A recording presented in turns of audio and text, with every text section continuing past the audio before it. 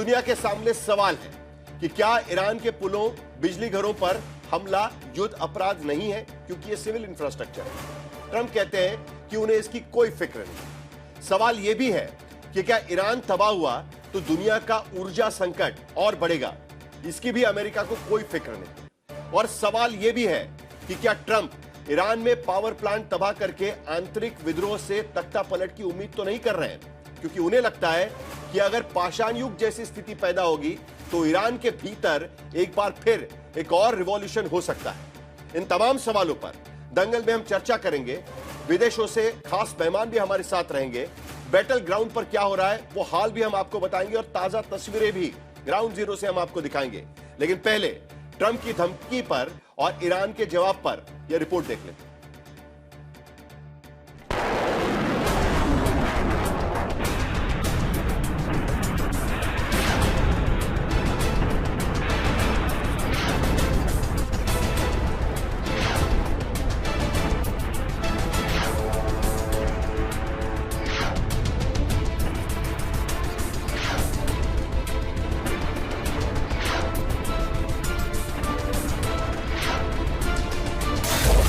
तो जंग शुरू होने के छठे हफ्ते में ट्रंप की नई डेडलाइन नजदीक आ रही है। चंद घंटे बचे हैं, ईरान भी तैयारी में है। जब डोनाल्ड ट्रंप की घड़ी में आज रात 8 बजे का वक्त हो रहा होगा, जब ईरान में घड़ी की सुई कल सुबह 3:30 बजे का वक्त बता रही होगी, जब भारत में कल सुबह 5:30 बजे का समय नजदीक होगा, तब अमेरिका से ईरान तक एक बड़ी घटना आकार ले रही होगी। यही वक्त होगा जब डोनाल्ड ट्रंप की सबसे बड़ी धमकी की समय सीमा खत्म हो रही होगी। तब ट्रंप क्या करेंगे, सुनिए। Tomorrow at 8 o'clock, I gave them an extension. They asked for an extension of 7 days, right? I said, Steve, give them 10 days. 10 days is up actually today, so I gave them 11, I guess, indirectly. But we're giving them till tomorrow, 8 o'clock Eastern time. And after that, they're going to have no bridges, they're going to have no power plants, Stone Ages. Trump ने धमकी पर भरोसा करने के लिए कराज वाले पुल के ध्वस्त करने की कहानी सुनाई और ईरान के सामने कहर से बचने का रास्ता भी बताया। We have to have a deal that's acceptable to me. And part of that deal is going to be we want free traffic of oil and everything else. लेकिन ईरानी एक तरफ ट्रंप की धमकियों का मजाक बना रहे हैं, कह रहे हैं कि ट्रंप को सिर्फ मिसाइलों की जुबान ही समझ में आती है। दूसरी तरफ अमेरिका, इजराइल ने ईरान पर हमले करके परखच्चे उड़ा रखे हैं। ईरान ने भी इजरायली ड्रोन गिराने से लेकर तेल अवीव तक धमाके में कोई कसर नहीं छोड़ी है। ईरान का रुख अड़ियल है, उसने ट्रंप की डील मानने से इनकार कर दिया। IRGC प्रवक्ता जुल्फिकारी ने कहा कि ट्रंप भ्रम में है, घमंड में अभद्र बयान दे रहे हैं, धमका रहे हैं। इससे अमेरिका की जिल्लत कम नहीं होगी। ईरानी संसद के स्पीकर गलीबाफ कहते हैं 1,40,00,000 लोग जंग के लिए तैयार हैं। ईरानी संसद के सलाहकार मेहदी मोहम्मदी लिखते हैं जंग ईरान ने जीत ली है। ट्रंप के सामने सरेंडर करने के लिए 20 घंटे बचे हैं, वरना उनके सहयोगी पाषाण काल में पहुंच जाएंगे। ईरान के विदेश मंत्रालय के प्रवक्ता इस्माइल बागई कहते हैं ईरान को उसकी रेड लाइन पता है, पोजीशन क्लियर है।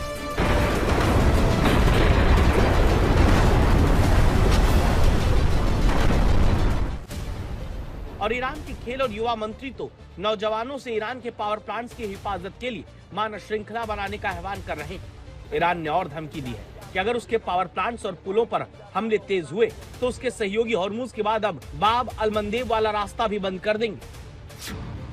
दरअसल जिस तरह ईरान और ओमान के बीच हॉर्मूज है, उसी तरह जिबूती, यमन और सोमालीलैंड के बीच बाब अल मंदेब की खाड़ी है।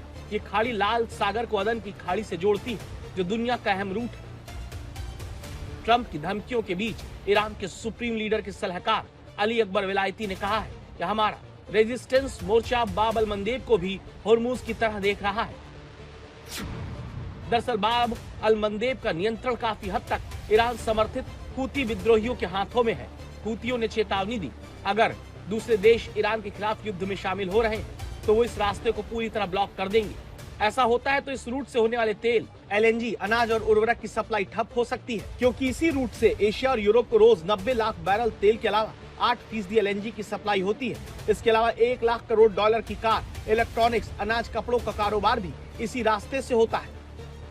हालांकि ट्रंप की धमकियों के बाद ये खाड़ी बंद होती है तो ईरान में अंधेरा छा जाता है। इस बीच पाकिस्तान की ओर से डील की कोशिशें भी जारी बताई जा रही हैं। खबर है ईरान ने पाकिस्तान को अपनी डील वाली शर्तें बता दी, जिसमें ईरान ने शर्त रखी उस पर सारे हमले बंद हो, सीज फायर नहीं पूरी तरह जंग खत्म होने की बात हो, लेबनान में हो रहे हमले बंद हो, सारे अमेरिकी प्रतिबंध हटे, ईरान के सहयोगियों पर हमले ना हो, होर्मुज का रास्ता खोलने के लिए तैयार, लेकिन हर जहाज पर $20 लाख फीस देनी होगी, जो रकम ओमान के साथ भी बांटी जाएगी। होर्मुज की सुरक्षा की गारंटी ईरान लेगा और जंग में हुए नुकसान की भरपाई करनी होगी। ट्रंप के सामने शर्तें पहुंच चुकी हैं, लेकिन ट्रंप कहते हैं कि डील ऐसी हो जो उन्हें भी मंजूर हो, और ट्रंप के ताजा बयानों के मुताबिक ईरान की शर्तें उन्हें पसंद नहीं। They killed 45,000 people in the last month, more than that. I think it could be as much as 60. They kill protesters, they're animals. And we have to stop them and we can't let them have a nuclear weapon. Very simple. मतलब बात बनती नहीं दिख रही। उधर अमेरिकी धमकी के बाद इजराइल ने भी फारसी में चेतावनी जारी करके लोगों को रेल रूट और पुल से दूर रहने की धमकी दी है। देखना होगा आज की रात ईरान जंग का रुख क्या होता है। आज तक ब्यूरो।